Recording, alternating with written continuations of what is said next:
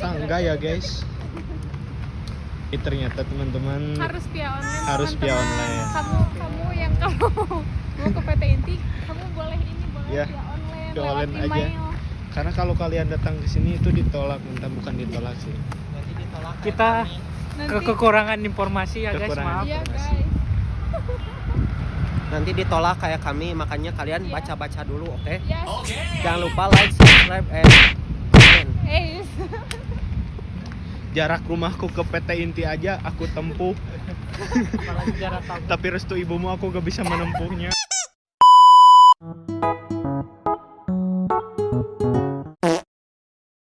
Assalamualaikum warahmatullahi wabarakatuh. Selamat siang teman-teman. Jadi kita sudah menetapkan perusahaan mana yang akan kita tuju dan sekarang kita akan mengambil surat pengajuannya. Let's go. Let's go. Oke, target kita itu ke PT Citytech. Di sini kita akan mengambil surat rekomendasi. Ya. Rekomendasi. Pengajuan. Ya, rekomendasi ke PT-nya dulu. Let's go. Ikuti perjalanan kami. Baik teman-teman, supaya kondusif, ngambil suratnya saya wakilkan saja. Let's go. Terima kasih Bu. Dah. Oke guys, jadi ini dia suratnya nih. Lihat. Ke mana itu teh? Ke PT Citytech. Lokasinya di mana? Di Cimahi. Nanti Cimahi. kalian kalau mau nyablon ke kita aja Oh, ya. itu perusahaan sablon gitu ya. Iya, sablon. Oke. Selanjutnya tinggal cus OTW ke TKP.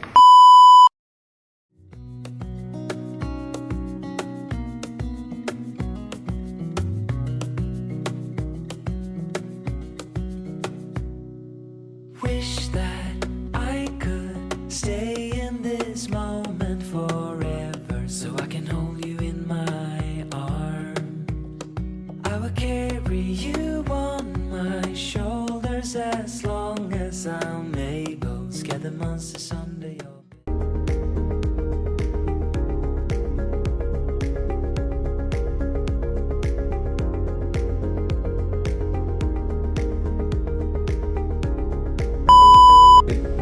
Jadi pertanyaan pertama, bisa dijelaskan secara singkat bagaimana alur pelayanan pelanggan dari datang sampai selesai?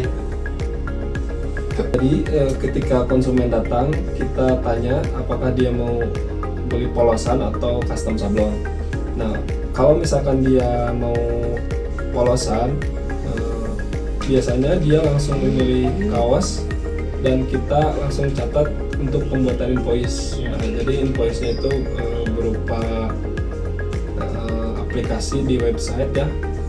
Kita catat apa yang dia pesan, lalu nanti keluar invoice. Baik teman-teman. Lalu konsumennya tinggal bayar di kasir dan itu langsung istilahnya langsung selesai. Kayak gitu. Dan inilah proses. Sedangkan yang kedua untuk order custom sablon ya, kalau misalkan dia custom sablon wajib harus mempunyai desain sendiri.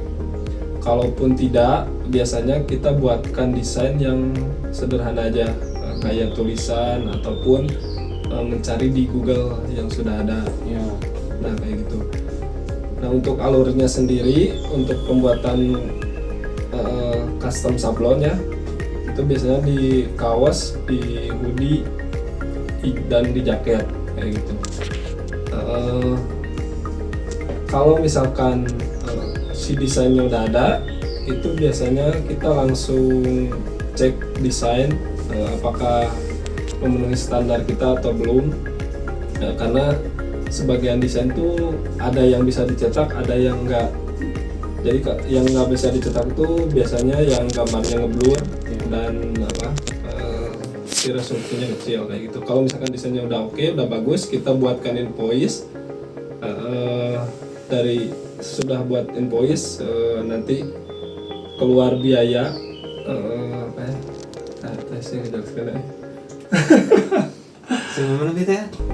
dari pembuatan invoice. Kalau misalkan udah selesai invoice-nya ya, biasanya konsumen langsung bayar di kasir. Dan untuk prosesnya nanti biasanya sekitar 1 atau 2 hari baru konsumen bisa untuk mengambil pesanannya kayak gitu. Jadi untuk sistem pembayarannya tuh jadi dibayar dulu baru diproses gitu Ya. pesanannya. Ya benar. Untuk di kita khusus custom sablon biasanya harus ada full payment dari awal kayak gitu. Tidak bisa biasanya DP atau pembayaran di muka dulu kayak gitu. Dia kan sudah dijelaskan kalau misalkan di Citytex itu ada biasanya ada 2 pesanan, polos sama yang custom sablon. Nah, untuk yang pertama dulu untuk memesan baju polos, biasanya pihak atau bagian apa saja yang terlibat dalam pesanan baju polos tersebut? Untuk pesanan kaos polos biasanya yang terlibat itu hanya anak-anak yang di depan. Itu tuh shopkeeper, terus sama kasir biasanya kayak gitu. Jadi dari shopkeeper kalau misalkan udah pembuatan invoice lalu diarahkan ke kasir untuk pembayaran. Si konsumen tinggal bayar di kasir, sudah pembayaran selesai baru dia bisa mengambil barang yang dia pesan. Nah itu pun barang yang dia pesan itu berasal dari anak gudang kayak gitu. Jadi setidaknya ada 3 orang lah yang terlibat kayak gitu. Shopkeeper, kasir sama anak gudang. Kalau untuk pihak yang terlibat saat pemesanan custom sablon itu siapa aja? Oke, untuk pihak-pihak yang terlibat dalam custom sablon hampir sama. Yang pertama adalah anak di depan, shopkeeper, yaitu dia khusus untuk pembuatan invoice. Dan itu kalau misalkan sudah beres di anak depan, si konsumen langsung ke kasir untuk pembayaran. Nah selanjutnya kalau misalkan invoice sudah keluar di pihak kita itu udah muncul yang namanya order project. Nah dari order project tersebut kita proses lebih lanjut. Biasanya itu masuk ke bagian printing ya, printing dulu lalu produksi. Nah di bagian printing ini khusus untuk mengolah file yang konsumen kirim. Jadi sudah deal dari frontline tadi Ya, shopkeeper. dari shopkeeper kalau misalkan udah deal nanti masuknya ke printing untuk di print lalu di produksi kayak gitu. Untuk produksinya sendiri jadi kalau misalkan sudah di print melalui proses printing gitu ya, kita langsung lanjutkan ke proses produksi. Nah di mana proses produksi ini yaitu meliputi meliputi pengukuran, pengepresan dan pengepakan. Jadi kalau misalkan udah sampai pengepakan berarti udah selesai dan biasanya konsumen bisa mengambil pesanannya dia gitu. Selanjutnya untuk informasi apa saja yang harus diberikan pelanggan saat memesan produk. Terus kalau misalkan si produknya sudah selesai diproduksi, di mana pelanggan biasanya mengetahui bahwa pesanannya sudah bisa diambil. Jadi mengenai informasi apa saja yang harus konsumen berikan kepada kita selama pembuatan invoice dan produksi, yaitu yang pertama biasanya konsumen harus tentu saja memiliki desain yang udah jadi. Lalu kalau misalkan udah jadi desain, baru kita meminta dia mengisi formulir seperti nama, nomor HP, kalau bisa sampai alamat kayak gitu. Dan mau dikirim pakai apa? Biasanya konsumen datang sendiri ke toko, berarti pengambilan di toko. Terus konsumennya misalkan pengen dikirim pakai Gojek, berarti konsumen nanti yang apa? Kalau misalkan ordernya udah selesai, berarti konsumen harus memesan Gojek sendiri, diambil sendiri kayak gitu. Terus ada juga konsumen yang biasanya meminta untuk dikirim pakai ekspedisi kayak JNE, JNT dan lain-lain kayak gitu. Terus untuk selanjutnya kalau misalkan informasinya udah kita catat, nah kalau misalkan informasi dari konsumen sudah lengkap, biasanya kita menginformasikan juga untuk pengambilannya itu kapan gitu. Nah itu tuh bisa itu tuh bisa konsumen tracking. Nah pengetrekannya biasanya ada link khusus dari website kita untuk pengetrekan atau pengecekan status pesanannya kayak gitu. Seperti itu. Kalau misalkan statusnya udah finish, nah berarti konsumen udah bisa ngambil pesanannya, mau ambil sendiri, mau di Gojek ataupun pengiriman JNE-nya kayak gitu. Untuk metode pembayaran di Cititex Cimahi itu apa saja yang tersedia?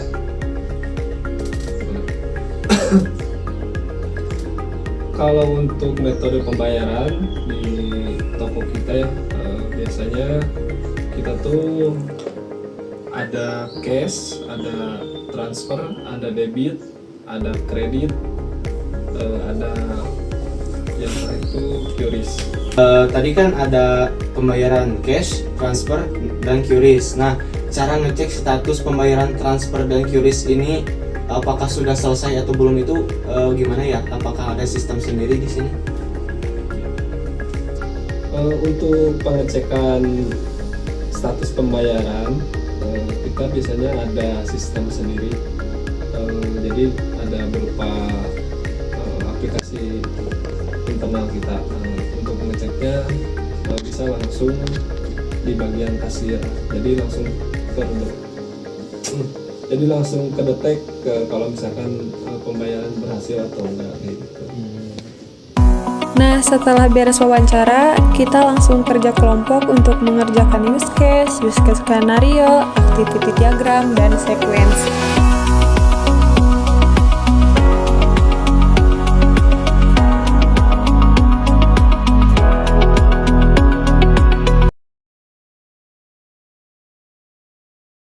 Jadi, sistem pertama yang ada di Cititex yaitu sistem pemesanan. Nah, untuk use case-nya sendiri, main case-nya di sini ada satu yaitu kelola pesanan, yang mana si kelola pesanan ini extend itu ke cek stok, kelola desain, kelola tracking pesanan, dan proses pembayaran. Dan untuk include-nya sendiri di sini login. Nah, untuk aktornya ini ada konsumen, ada frontliner, dan juga ada divisi gudang. Nah, masing-masing mereka itu berasosiasi kepada kelola pesanan. Activity diagram yang pertama itu ada kelola pesanan, di mana pada kelola pesanan ini itu ada 3 aktor yang terhubung, konsumen, frontliner, dan juga divisi gudang. Jadi untuk lainnya di sini ada 4, konsumen, frontliner, divisi gudang, dan juga sistem. Nah, pada activity kelola pesanan ini dimulai dari konsumen dengan melakukan pemesanan dan juga menyampaikan detail pesanan. Menyampaikan pesan, setelah itu frontliner akan login ke sistem.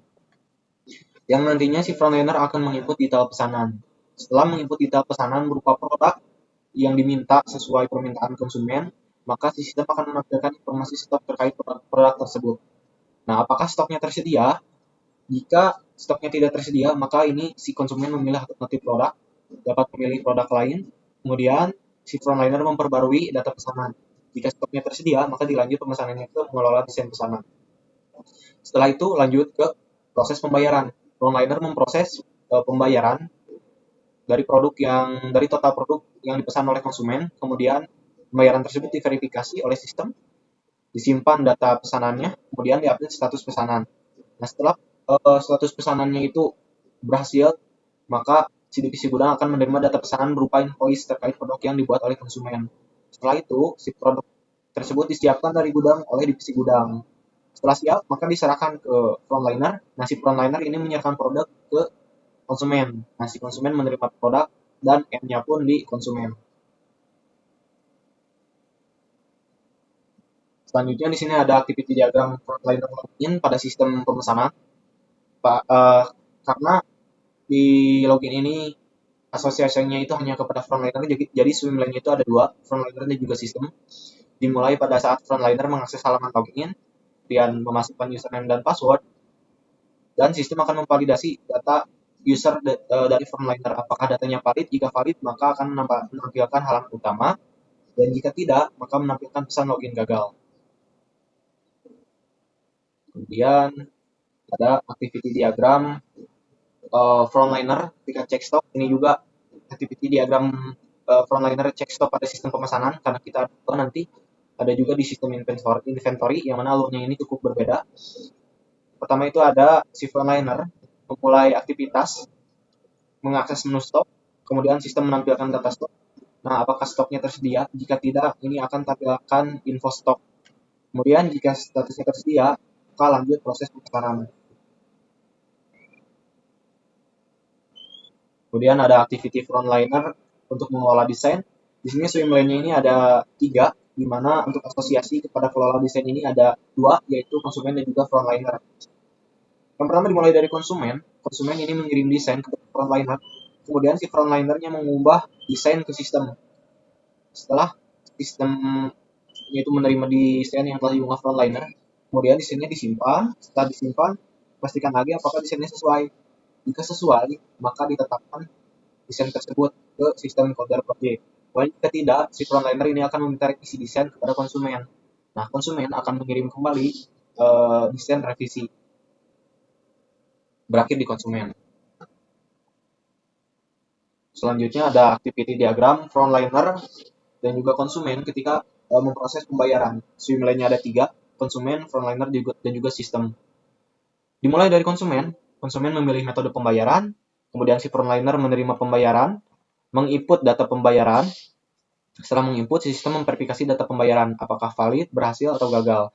Jika berhasil, maka akan mengupdate status pembayarannya menjadi berhasil. Jika gagal, akan menampilkan informasi pembayaran gagal. Dan activity yang terakhir di sistem pemesanan ini ada kelola tracking, di mana kelola trackingnya ini terdiri dari 2 aktor, 3 swim lane. Jadi yang terhubung berasosiasi ke kelola tracking ini ada frontliner dan juga konsumen. Nah, dimulai ketika frontliner ini mengupdate status pesanan. Produksi sablon, kemudian sistem ini menyimpan statusnya, kemudian sistem memperbarui data tracking. Setelah itu, si konsumen dapat melihat status pesanan berupa link tracking dan di konsumen. Pada bagian ini, saya akan menjelaskan kelas diagram, yang mana kelas diagram ini menggambarkan struktur utama pada sistem dan juga hubungan antar kelas yang dibangun berdasarkan use case diagram, activity diagram, dan juga sequence diagram. Yang pertama di sini ada kelas pengguna atau user, yang mana dia menurunkannya kepada frontliner, konsumen, dan juga divisi gudang. Nah, untuk frontliner, dia berrelasi dengan pembayaran, yang mana satu frontliner itu bisa menangani banyak pembayaran. Jadi hubungannya itu one to many. Kemudian frontliner dengan pesanan, ini hubungannya one to many. Satu frontliner bisa menangani banyak pesanan. Kemudian ada kelas pengguna konsumen, di mana si konsumen ini berrelasi kepada pesanan. Satu konsumen itu bisa menangani banyak pesanan, one to many. Kemudian ada divisi gudang. Divisi gudang ini berrelasi dengan produk. Karena divisi gudang itu hanya bertugas menyiapkan dan mengambil produk secara fisik tanpa melakukan perubahan data pesanan pada sistem. Hubungannya one to many, satu divisi gudang bisa menangani banyak produk, bisa mengambil banyak produk. Kemudian ada kelas utama yaitu kelas pesanan. Kelas pesanan ini berrelasi dengan pembayaran, berrelasi dengan tracking, detail pesanan, berrelasi juga dengan produk tetapi melalui detail pesanan, kemudian berrelasi dengan desain, dan juga berrelasi dengan beberapa user yaitu frontliner dan konsumen. Nah, pesanan ini memiliki satu pembayaran, kemudian pesanan memiliki satu link tracking, satu pesanan bisa memiliki banyak detail pesanan, dan juga satu pesanan bisa memiliki banyak desain pesanan. Selanjutnya saya akan menjelaskan sequence diagram pada sistem pemesanan. Yang pertama itu sequence diagram kelola pesanan untuk konsumen, di mana si konsumen ini membuat pesanan, kemudian mengisi data pesanan yang nantinya si sistem akan mencatat pesanan. Kemudian ada sequence diagram kelola pesanan untuk frontliner, di mana lifeline ini ada frontliner, ada sistem, dan juga database. Si frontliner mengirim message pesan kepada sistem, memilih menu kelola pesanan, kemudian si sistem akan menampilkan form pesanan. Frontliner menginput data pesanan, kemudian si sistem akan mengecek stok barang pada database. Database akan mengembalikan data stok, kemudian si sistem akan mengembalikan informasi stok kepada frontliner. Frontliner mengkonfirmasi pesanan ke sistem, kemudian di sistem itu menyimpan pesanan ke database. Database akan mengembalikan, return pesanan tersimpan, kemudian si sistem memberikan return status pesanan tersimpan. Kemudian ada sequence diagram kelola pesanan untuk gudang, di mana si divisi gudang ini melihat daftar pesanan ke sistem, kemudian si sistem menampilkan daftar pesanan siap diproses, divisi gudang memilih pesanan, nah si sistem menampilkan detail pesanan. Setelah menampilkan detail pesanan, si divisi gudang ini melakukan aktivitas kepada dirinya sendiri, yaitu mengambil produk dari gudang, kemudian menyiapkan produk. Nah, setelah semuanya disiapkan, si divisi gudang akan mengkonfirmasi produk siap ke sistem, kemudian si sistem akan mengembalikan nilai konfirmasi diterima. Kemudian ada sequence diagram kelola cek stok untuk frontliner. Di sini frontliner memilih menu cek stok, kemudian si sistem menampilkan form cari. Setelah menampilkan form cari, si frontliner ini mensubmit pencarian, kemudian sistem mencari data stok pada database. Nah, database mengembalikan data stok. Nah, setelah itu, si sistem menampilkan data stok yang dihasilkan dari database tadi, kemudian si frontliner dapat melakukan logout. Kemudian ada sequence diagram untuk kelola desain frontliner, di mana lifeline-nya ada frontliner, ada sistem, ada database. Aktivitas dimulai ketika si frontliner memilih menu kelola desain, kemudian si sistem menampilkan daftar desain. Setelah itu ada review desain, message dari frontliner ke sistem, kemudian dari sistem ke database ini akan menyimpan desain. Database akan mengembalikan nilai desain tersimpan, dan sistem akan mengembalikan nilai status desain kepada frontliner. Kemudian ada sequence diagram kelola desain untuk konsumen, di mana konsumen ini mengunggah desain dan juga sistem akan mengembalikan nilai desain diterima. Selanjutnya ada sequence diagram proses pembayaran untuk konsumen. Lifeline-nya ada konsumen dan juga sistem. Konsumen memilih metode pembayaran, kemudian sistem memberitahu instruksi pembayaran. Setelah itu, si konsumen mengkonfirmasi pembayaran. Si sistem akan mengembalikan status pembayaran. Selanjutnya ada sequence diagram kelola proses pembayaran untuk frontliner. Lifeline-nya ada 3. Frontliner memilih menu pembayaran. Si sistem menampilkan form pembayaran. Kemudian si frontliner akan menginput data pembayaran. Setelah itu diverifikasi pembayaran ke database. Nah, setelah diverifikasi, status pembayarannya itu dikirim dari database ke sistem. Nah, setelah itu, si sistem mengembalikan pesan pembayaran berhasil ataupun gagal. Kemudian ada sequence diagram kelola tracking untuk frontliner, di mana si frontliner memilih menu tracking, kemudian si sistem menampilkan daftar pesanan. Nah, setelah itu si frontliner memilih pesanan berdasarkan kode pesanan, kemudian si sistem mengambil detail pesanan tersebut untuk mencarinya di database. Nah, muncullah data dari database. Kemudian si detail pesanan ini diberikan kepada frontliner dari sistem. Setelah itu, si frontliner memperbarui status pesanannya. Di sistem akan menyimpan status tracking kepada database. Nah, database akan mengembalikan pesan status tersimpan. Kemudian sistem juga akan mengembalikan nilai kepada frontliner, yaitu update berhasil. Kemudian ada sequence diagram kelola tracking untuk konsumen. Nah, si konsumen ini menginput kode pesanan yang sudah didapatkan ketika pemesanan tersebut selesai. Kemudian si sistem akan mengambil status pesanannya.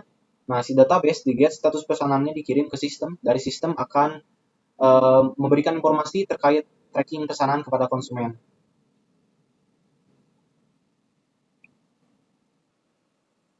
Selanjutnya yang kedua yaitu sistem produksi custom sablon. Di sini merupakan use case diagram sistem produksi custom sablon yang dimana main case utamanya itu ada kelola produksi dan include ke login. Dan di kelola produksi ada extend. Yang pertama itu ada extend kelola order project. Yang kedua yaitu extend validasi desain. Yang ketiga yaitu extend produk sablon. Yang keempat itu extend distribusi produk. Yang dimana pada kelola produksi ini saling melibatkan beberapa aktor yang terdiri dari gudang, produksi, dan frontliner. Selanjutnya yaitu activity diagram sistem kelola produksi, di mana activity diagram ini terdiri dari 4 peran utama yaitu produksi, sistem, frontliner, dan gudang. Pada proses ini dimulai dari masing-masing aktor yang melakukan login terlebih dahulu. Lalu frontliner akan mengirimkan order ke produksi, sedangkan gudang akan menyiapkan bahan produksi dan produksi akan melakukan validasi desain. Kemudian setelah itu sistem akan menyimpan hasil validasi tersebut. Maka jika validasi desain valid, maka produksi akan dilanjutkan ke tahap head and press sablon yang diikuti dengan distribusi produk. Setelah itu, update proses produksi dilakukan di sistem. Maka gudang akan menerima produk dan produk siap diserahkan ke konsumen. Jika desain tidak valid, maka sistem akan mengirimkan notifikasi ke frontliner untuk melakukan perbaikan dan proses produksi diperbarui sesuai instruksi baru. Selanjutnya yaitu sequence diagram frontliner. Sequence diagram frontliner, pertama frontliner melakukan login terlebih dahulu ke sistem. Sistem akan melakukan validasi user ke database. Database akan mengkonfirmasi status valid ke sistem. Selanjutnya sistem akan memberi info bahwa login berhasil ke frontliner. Kemudian frontliner input order project ke sistem. Sistem akan menyimpan data order ke database. Database akan memberi informasi konfirmasi simpan ke sistem. Selanjutnya sistem akan memberi info order ditampilkan ke frontliner. Kemudian frontliner akan melakukan validasi desain ke sistem. Sistem akan mengubah atau mengupdate status desain ke database dan database akan memberikan informasi konfirmasi update ke sistem. Sistem akan memberi info ke frontliner bahwa status desain ditampilkan. Selanjutnya yaitu sequence diagram produksi. Sequence diagram produksi, pertama produksi akan melakukan login ke sistem. Sistem akan memvalidasi user ke database. Database akan memberi informasi status valid ke sistem. Kemudian sistem akan memberi info ke produksi login berhasil. Selanjutnya, produksi akan melakukan lihat daftar order ke sistem, maka sistem akan mengambil data order dari database. Database memberi info data order ke sistem. Sistem memberi informasi data order ditampilkan ke produksi. Kemudian, produksi memulai produksi sablon ke sistem, memberi informasi, maka sistem menyimpan progres produksi ke database. Database akan memberikan konfirmasi simpan ke sistem. Sistem akan memberi informasi status produksi ditampilkan ke produksi. Kemudian, produksi akan melakukan validasi desain dan memberi info ke sistem, maka sistem akan mengupdate status desain ke database. Maka database memberi informasi konfirmasi update ke sistem. Kemudian sistem memberi info ke produksi bahwa status desain ditampilkan. Selanjutnya yaitu sequence diagram gudang. Pertama, gudang melakukan login dan validasi user ke database oleh sistem. Setelah login berhasil, maka gudang akan melihat daftar produk yang siap didistribusikan. Selanjutnya sistem akan mengambil data dan menampilkan produk dari database ke gudang. Maka gudang akan melakukan konfirmasi distribusi produk, lalu sistem mengupdate status distribusi di database dan menerima konfirmasi update. Kemudian status distribusi yang sudah diperbarui maka akan ditampilkan ke gudang. Selanjutnya yaitu kelas diagram sistem produksi custom sablon. Di mana kelas diagram ini terdiri dari beberapa kelas utama yang saling terhubung untuk mendukung proses bisnis. Di sini juga ada user, di mana user ini berperan sebagai pengguna sistem yang mendukung login dan mengelola aktivitas sesuai dengan hak akses. Dan pada user ini ada relasi juga ke frontliner, di mana frontliner berrelasi ke order project, dan di sini juga frontliner bertugas untuk mengelola order project, di mana satu frontliner dapat menangani banyak order project. Setiap order project menyimpan data pesanan dan memiliki satu desain yang harus divalidasi sebelum proses lebih lanjut. Di sini juga dari user ke produksi juga ada relasi, di mana produksi berrelasi ke kelola produksi. sebelumnya dari frontliner yang berrelasi ke order project diteruskan lagi ke kelola produksi yang bertugas untuk mengatur dan memantau status produksi. Pada kelola produksi terhubung dengan desain, di mana desain ini berrelasi untuk memberikan desain produk. Selanjutnya, kelola produksi terhubung dengan produksi sablon sebagai proses inti pencetakan. Juga dengan relasi satu ke satu, maka produksi sablon membutuhkan bahan dari gudang, di mana satu gudang dapat melayani banyak proses sablon yang ditandai dengan satu titik-titik bintang. Setelah produksi selesai, maka kelola produksi terhubung ke distribusi produk yang dimana ini memiliki relasi satu ke satu untuk mengatur pengiriman produk ke pelanggan. Assalamualaikum warahmatullahi wabarakatuh. Perkenalkan, nama saya Akmal Rabi Hajar. Di sini saya akan menjelaskan use case diagram sistem inventory. Untuk use case diagram sistem inventory ini memiliki dua aktor, yaitu ada gudang dan juga frontliner. Di dalam use case ini ada 3 main case, yaitu kelola stok, mutasi produk, dan cek stok, yang dimana ketiga main case tersebut include ke sub use case login. Kemudian di sini juga ada case lain seperti catat stok masuk, catat stok keluar, stok off-name, laporan stok. Namun di sini saya tidak memasukkannya karena hal tersebut bukan kegiatan opsional dari kelola stok ini, melainkan pilihan saat gudang sudah melakukan login. Selanjutnya ada activity diagram kelola stok. Untuk activity diagram sendiri di sini dimulai dari gudang yang memerlukan login terlebih dahulu dan diverifikasi apabila berhasil masuk ke menu kelola stok, apabila gagal melakukan login ulang ataupun selesai. Kemudian di menu kelola stok di sini ada pilihan menu, yaitu catat stok masuk, catat stok keluar, dan juga stok off-name. Kemudian apabila jika berhasil update stoknya, maka akan dibuatkan laporan stoknya. Namun jika gagal, kembali ke menu kelola stok. Kemudian ada pilihan logout juga. Jika ya, maka akan proses selesai.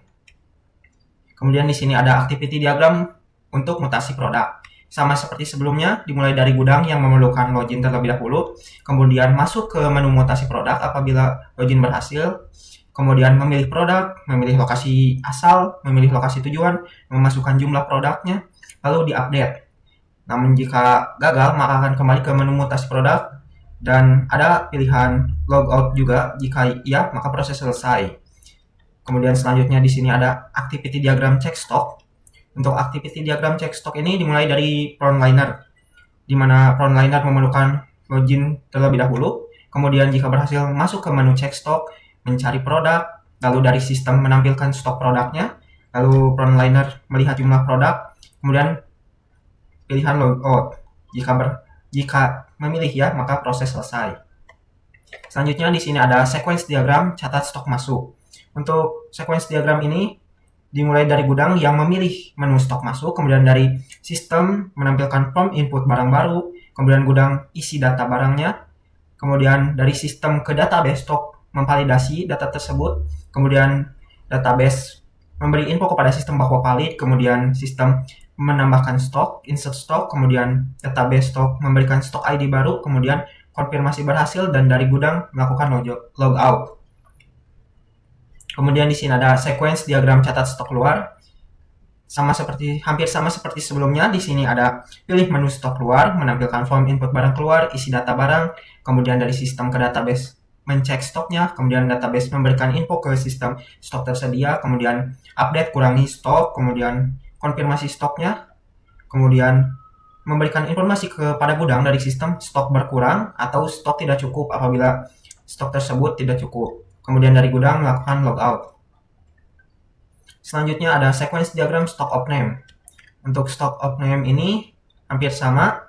Gudang memilih menu stock off-name, kemudian dari sistem memberikan daftar stoknya, kemudian gudang menginput data fisik, kemudian dari sistem dengan database dibandingkan di sistem dengan data fisik data yang adanya, kemudian dari database memberikan hasil perbandingannya, kemudian sistem memberikan update koreksi stoknya, kemudian konfirmasi stok, lalu memberikan info berhasil dengan koreksi atau stok sesuai. Kemudian dari gudang melakukan logout. Kemudian di sini ada sequence diagram laporan stok. Untuk sequence diagram laporan stok ini, gudang memilih menu laporan stok, kemudian sistem memberikan filter laporan, kemudian pilih filter laporannya dari gudang, kemudian query data laporan berdasarkan database-nya, kemudian database memberikan data hasil query-nya kepada sistem, kemudian dari sistem memberikan tampilan preview laporannya, kemudian gudang memilih menu export dan file laporan di generate, kemudian file tersedia, kemudian dari sistem ke gudang bisa mendownload file tersebut, kemudian gudang melakukan logout. Kemudian untuk sequence diagram mutasi produk, di sini untuk mutasi produk itu gudang memilih menu mutasi, lalu sistem menampilkan formnya, kemudian gudang memilih data, validasi lokasi, konfirmasi lokasi validnya berdasarkan database-nya, kemudian dicek stoknya di dalam database, kemudian stok tersedia, tampilkan form input jumlah yang akan dimutasi, kemudian input jumlah mutasinya, di sini kurangi stok di lokasi asal, konfirmasi stok berkurang, tambah stok di lokasi tujuan dari sistem ke database, kemudian konfirmasi stok bertambah. Lalu dari sistem ke gudang memberikan informasi konfirmasi mutasi berhasil, kemudian dari gudang ke sistem melakukan logout. Selanjutnya sequence diagram check stock. Untuk sequence diagram check stock ini dilakukan oleh frontliner, di mana frontliner memilih menu check stock, kemudian dari sistem menampilkan form cari untuk mencari produknya, lalu submit pencarian, kemudian mencari dari sistem ke database-nya, cari stoknya, kemudian database ke sistem memberikan data stoknya, kemudian tampilkan data stok ke frontliner, kemudian logout. Untuk proses ini hanya frontliner mengecek saja, tidak melakukan insert, update, delete. Kemudian terakhir di sini ada kelas diagram sistem inventory. Untuk kelas diagram sistem inventory ini, relasi untuk ke tabel frontlinernya adalah 1 to 1, 1 ke 1. Untuk frontliner sendiri di sini berfungsi hanya untuk cek stok, kemudian dari user ke gudang satu ke banyak. Misal dari satu user bisa mengelola banyak gudang dari barang mana saja. Kemudian di sini prosesnya ada catat stok masuk, catat stok keluar, stok out name, laporan stok, mutasi produk. Kemudian dari gudang merelasi ke mutasi produk. Untuk di mutasi produk di sini ada proses mutasi, validasi mutasi, update stok asal, update stok tujuan. Kemudian di sini ada catat stok keluarnya. Untuk catat stok keluar ada catat stok keluar, validasi stok keluar, cek ketersediaan, update stok. Kemudian dari gudang merelasi ke tabel stok masuk, ada catat stok masuk, validasi stok masuk, update stok. Kemudian dari tabel gudang sendiri juga ada ke stok out name. Di sini ada lakukan out name, bandingkan data, dan update koreksi.